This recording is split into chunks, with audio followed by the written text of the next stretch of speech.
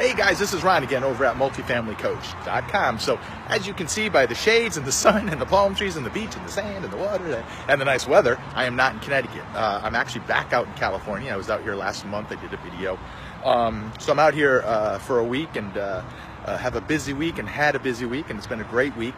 So I wanted to do a video while I was actually out of my office in Connecticut to kind of illustrate a point. So when I'm away, when I do a lease signing, I insist on doing them all personally. Now, if I owned a couple thousand units, I couldn't do that. I do not, you know. I have just under 100 tenants, so I'm still small enough to be able to do those things myself, and I do manage all of my units myself. So, but one of the things I insist upon, no matter how many units I get, is that Ron Faraci, I want to do all the lease signings. The lease signing with me for my tenants, and boy, this sun is killing me. Probably killing this video too. So a lease signing for me is about 45 minutes or so. I do not go over the lease and just say sign here, here, here, here, and here, and just be done and give them the keys and, you know, I get my money and blah, blah, blah. So because I take that as my opportunity to establish the rules, to let the tenant know that this is it's a two-way street. I can fire you anytime. You can fire me anytime. You know, so it's a Mexican standoff, if you will. So, and I go over all the rules of the lease. My lease is 18 pages long.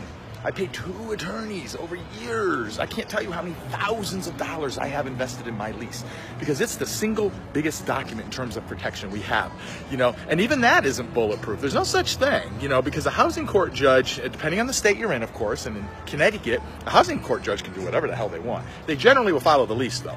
So my lease is very comprehensive, and I need them to understand it. I don't want to bury things. I want them to see it, because they're going to sign and initial. So that's really important, guys. So the purpose of this video is to illustrate that.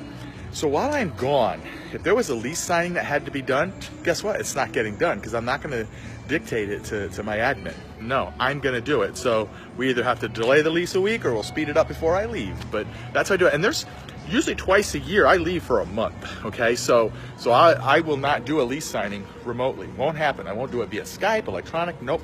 I need to sit down cross from that tenant, and I don't want to say train them on the rules of the road, because that's not fair. I have great tenants. I'm lucky to have them, but they need to leave that lease signing going, whoa, I do not want to violate this legal agreement. There's serious legal repercussions if you do, and I will hold them to that. So here's the purpose of this video. So there's 2 things amongst many that I need to have in my lease.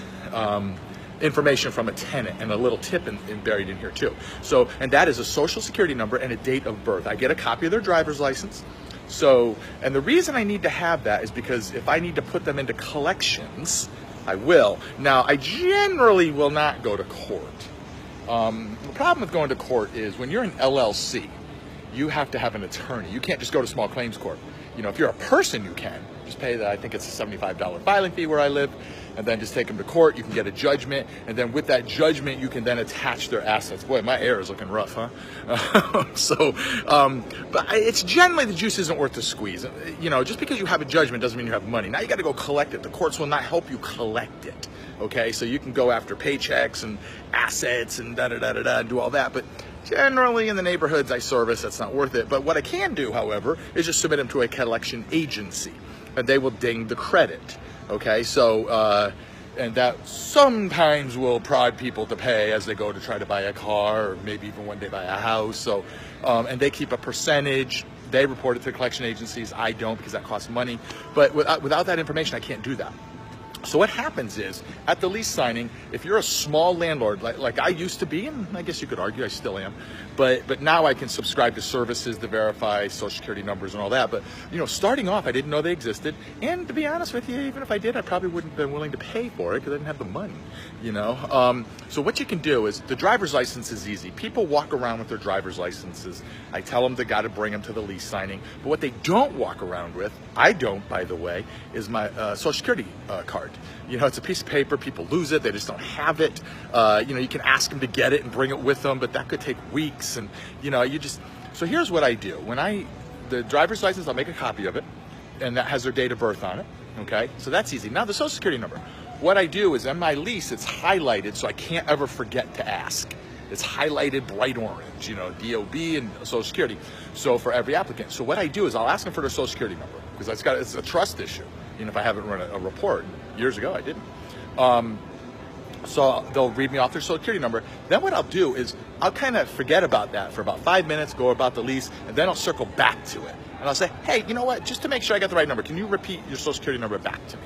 So 5 minutes later, if they lied about their Social Security number, it's probably, they're not gonna remember what number they gave you. So if those two numbers don't jive, and by the way, that's never happened to me. So I'm speaking hypothetically right now, but if that ever does happen, I will stop right there. That's it. Nope, we're done. You can go get a copy of it for me, and if that takes you 6 weeks and costs you whatever, I don't care. So I won't do that. So that's a little trick to make sure they're giving you the right Social Security number, is, you know, have them repeat it again 5 minutes later after they've, you know, probably forgotten about it. So again, it's never happened to me, but you never know in this business. So hey guys, I hope you've enjoyed this video. If that helps you, always get a Social Security number, always get a date of birth, okay? Always. That's non-negotiable, and a copy of their driver's license and all that. You want to know who you're renting to, okay? Just number one, you want to know, and number two, you need an avenue in which to penalize them if they don't perform, in addition to the other penalty provisions within the lease, okay? And it's a long lease, guys. It really is. And they initial every page. And actually, on some of the pages, there's 4 or 5 spots they initial, and they're all highlighted yellow, so you can't forget about them, okay? So it's been a long time since I've been, you know, you learn from experience, not from smarts, not in my case anyway. So guys, hey, if you or anybody you know is interested in doing some real estate coaching as it pertains to multifamily, give me a call at 860-266-6411. Guys, I'm not shy about telling you, I am a landlord first and a coach second. I am not one of these gurus you see doing all these Facebook ads and TV, coming to a hotel room with 300 other people to sell you some crap information. The reality is, I'm a landlord first, and I probably own more units than those guys on TV. And what I teach is real world, and it's all the same forms, spreadsheets, strategies, you know, ratios that I actually use to acquire these, usually without a bank too, by the way. About 50%, roughly half of the units I own, I never went to a bank for. What does that mean? I still have payments to make. I didn't pay cash for them or anything like that, but I don't have to go to a bank, and that means no credit check. None, zero, zip, nada, no W-2s, no pay stubs. Guess what? I don't have a fucking pay stub. I don't have a job, you know. So, and I usually can close when I don't use the bank in 3 to 4 days. I just need time for my lawyer to run a title search. And yeah, there's lawyers involved. People think that oh, no bank, it must be a handshake deal. Oh God, no. Far from it, in fact. So anyway, if you want to learn how to do what I do, and only a couple of deals, you could probably replace your job income. If you're making 50 grand a year, you're bringing home, I'm going to say roughly 3 grand a month, roughly. Guys, 2 deals. I can name a lot of buildings that I make more than that on. So every month, by the way, until the day I die. So I'm out here for a week. It doesn't really matter. My paycheck doesn't change. So if you want to spend more time with your family, have a better life, and not trade dollars for hours, I may be able to help you get there. Is it easy? Fuck yeah, it's easy. It's really easy, in fact. Does it take a lot of work? Yeah, it does. You know, if you think you're going to sit on the couch eating bonbons, people are going to send you piles of cash, you know what? Keep watching Maury. It's not going to work out for you, okay? If you or anybody you know is interested, give me a call, 860-266-6411. Probably better yet, guys, just send me a Facebook message. I'm happy to have a conversation with somebody and see if it's a love connection. I find about 1/3 of the people don't want to work with me because I hold them accountable. I'm not for everybody, so guys, I hope the weather back home is awesome. Thanks for watching. I'll talk to you soon. Visit my website, which is still going under construction. I'm only taking on a few more one-on-ones, by the way. I should mention that. Probably 3 more. That's it. There's going to be no more one-on-ones, okay? I'm a landlord first. I can't take the time to do that anymore. So, boy, I'm rambling. Bye, guys. Have a great one. Visit my website, multifamilycoach.com. Bye.